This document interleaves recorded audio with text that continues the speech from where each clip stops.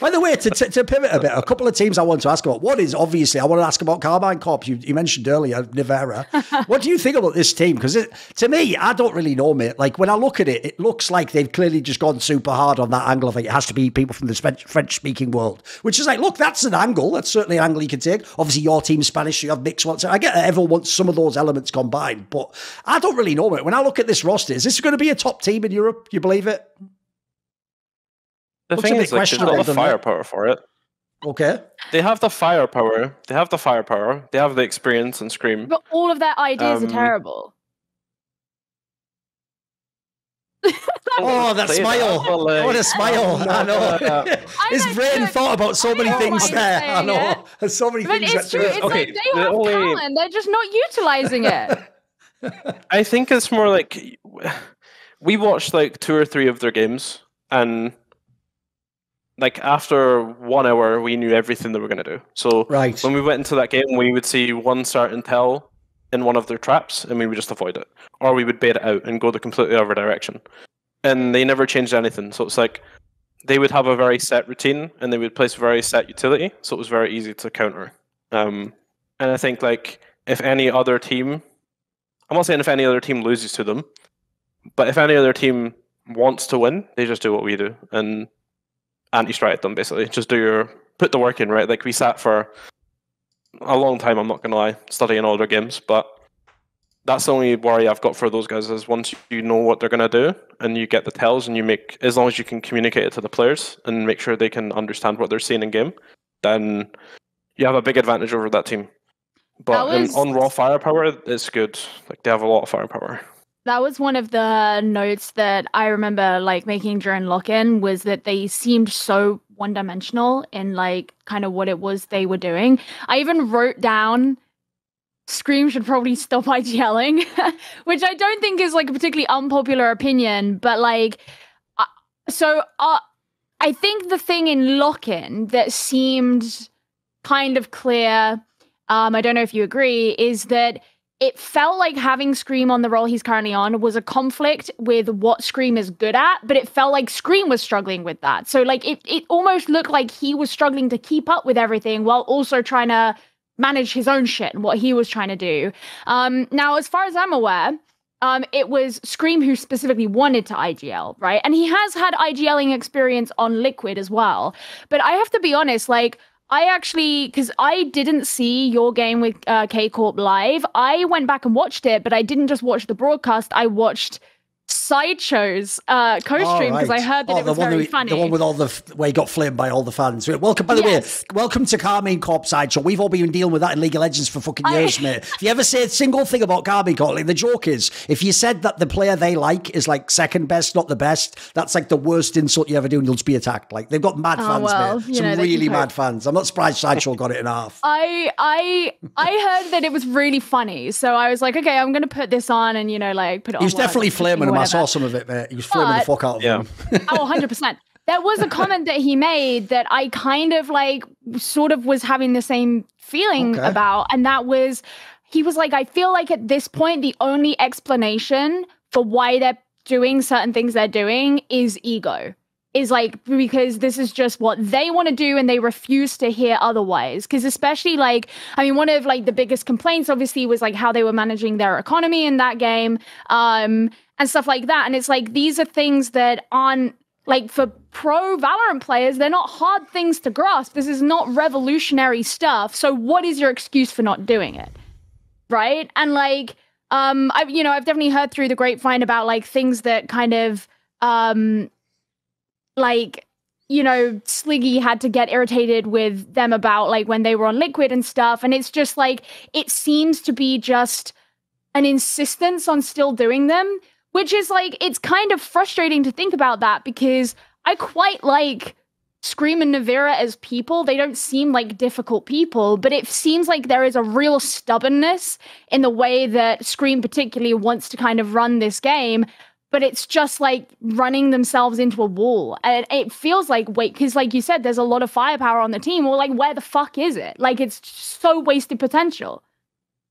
I think it is because they're playing on such a set game plan. And like one of the things, I'm not going to give away everything because I don't want to help other teams beat them. But like or help them get better, for that matter.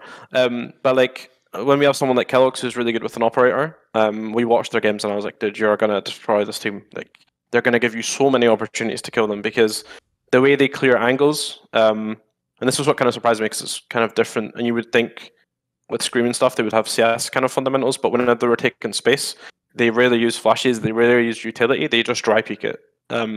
So Kellogg's, we just told him, you'll go here, you will get free kills, and he did it. Like he was just picking them off kind of one by one because he liked to save all their utility for executing the site or for post plant. So I think that's like they have a lot of things that they need to think. Once you disrupt their plan and don't let them execute the plans they have, they don't have that much experience, I think, with adapting after that happens, which is why against us they ran the clock down so many times, just because they don't know what to do when their game plan gets kind of messed up a little bit.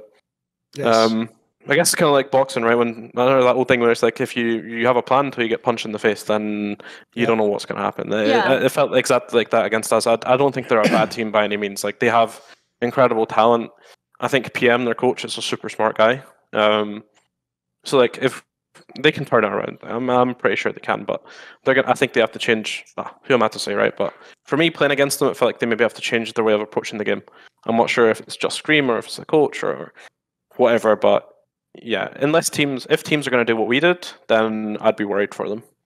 And teams do have a bigger staff. Like I think we are the only team in the franchise that has such a small staff, and we were able to do it, right? So they've got like more resources. Yeah, it's just me and my assistant coach. So it's like teams that have analysts or 2 analysts or a strategic coach and an analyst, then I think I'd be worried for them. But with that firepower on the team, they can still get results.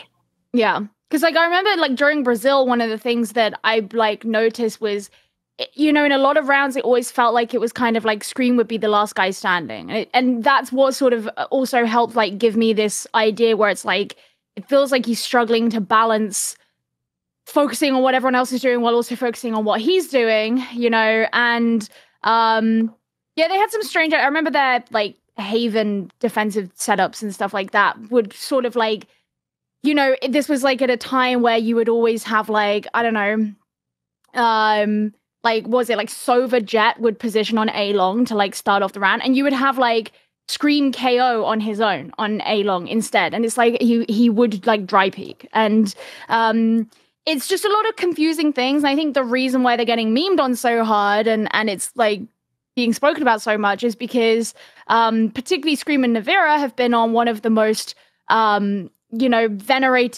EMEA teams in kind of the so far history of Valorant, and are known for being such insane players. I mean, obviously Scream, especially with his background in CS and whatever. And so it's sort of like they're getting memed on hard because it's like, wait, hold on, this isn't what this is supposed to be like. It's just bizarre. Yeah. I'll also throw in as well, that's the downside, unfortunately, if you're a player on a team that has like let's just say passionate fan base. I'd say like intense is like the kindest I'll give them. Essentially fan bases that attack you. I've had this problem myself. What happens is when they essentially constantly argue with you and tell you you're wrong about every opinion, you can sometimes in your brain conflate those fans with the players and the team and start to feel like, actually, fuck that team. Like, and then you're almost loving it when they lose. Like, see, they lost. But you have to realise, wait a minute, I'm not even mad at those players. I'm just mad at those fans. Like that actually has nothing to do with the team and the play. So I think in some ways, essentially, it's the same in like league with like TSM fans or whatever. Like part of the reason people want to see TSM lose is just because the fans are super obnoxious. It's essentially like Man United fans back in the day in football, if people know. Like so you don't have to actually hate the players. Everyone sort of loves Alex Ferguson and all those mega players, but everyone hated the fans who were just 24/7, bragging and all. So the second they fall, of course, we go 10 times harder. So I think some of that's built in as well. So I don't even blame the players for that. Like, it's just the nature of having nuts of fan base. What about this then? Go on then. Oh, I was just going to say, like, I'm definitely curious because, their next game is obviously going to be against Team Liquid. Do you think that, the remaining players on Liquid who were their ex-teammates are going to have a significant advantage at being like, all right, well, we know what their weaknesses are and whatever, and just kind of like do that? Or how do you think they're going to match up? I think if they watch the games, they'll have a pretty solid game plan to play against them. And Scream's openly said that he or his team struggle against aggressive jet operators, which is why Kellogg's kind of picked them apart. and Liquid have Safe now, who when he plays Jet, like that guy is aggressive, and he's very smart when he does it as well. He's not like, I mean, he will just Hail Mary it sometimes and send himself in, but he's a very clever player. And if you do your research and he watches the games, I think he's going to find gaps in Karmine just like we did. And Safe is incredible. I think he's probably one of the highest fragging players just now in the league. So I think like for Karmine, they'll probably be quite worried about Safe because they struggle with Jet ops. It just depends how Liquid approach the game, if they keep him on Jet or they want to put him in as the duelist. But I think like that's one thing Liquid can use. Like, see more cool, funny, interesting clips based on topics from my content? Well, subscribe to this channel then, or, you know, be a pleb and don't.